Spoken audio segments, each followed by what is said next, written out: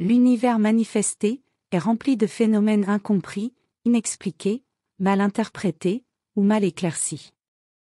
Il est donc naturel que surgissent des concepts dérivés de ces interprétations erronées pour justifier la création.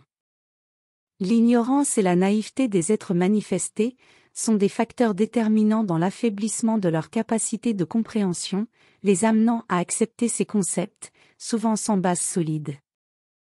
La logique est l'un des mécanismes utilisés pour consolider des concepts qui, bien que faux, finissent par intégrer une compréhension erronée. L'acceptation de ces concepts, sans remise en question, établit des lignes directrices pour les êtres en manifestation, les orientant sur le chemin à suivre. Le sophisme est la sophistication d'une explication qui soutient un concept faux. Un exemple en est l'idée de l'existence de hiérarchie à tous les niveaux et dimensions. Le livre aborde ce thème avec justesse, traitant de ce qui lui est essentiel. La mauvaise interprétation, entre autres facteurs, des soi-disant principes hermétiques, a conduit à l'application de logiques cherchant à apporter une connaissance des mondes parallèles, pour justifier, apaiser, réconforter, et apparemment, dissiper et anticiper les réponses à toute interrogation. Le principe de correspondance est fréquemment utilisé pour justifier la création de hiérarchies, qui retirent à l'être son véritable pouvoir, le transférant à des entités surnaturelles. Affaibli et soumis aux besoins de croyance, l'être, portant des imputations telles que le péché originel, se courbe facilement devant le confort offert par l'acceptation de la culture de ses idées. Une fois de plus, le livre révèle que le questionnement est l'un des signes de moments de rareté et de folie. Des instants qui apportent à l'être la lumière de la clarification. L'étude de l'univers peut aussi être manipulée, promouvant une culture de la connaissance orientée vers de nouveaux mondes, souvent plus imaginaires que perçus.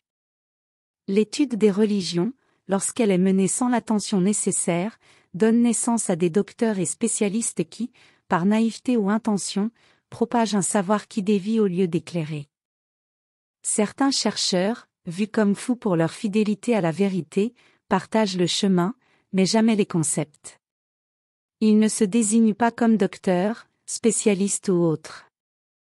La création des hiérarchies de Dieu, saints, maîtres, anges et démons, fait partie de la structure de ceux qui, par naïveté ou intention, se perpétuent comme diffuseurs de cette culture. La grande révélation que le livre immortalise est qu'aucune connaissance n'est en dehors de l'être, encore moins éloignée de lui. Observer, regarder et écouter en silence crée le filtre nécessaire pour que l'être n'absorbe pas les préjugés que l'intelligence de la manifestation tente d'imposer. Ce filtre révèle la véritable capacité de l'intelligence, permettant à l'être de la respecter sans pour autant s'y soumettre.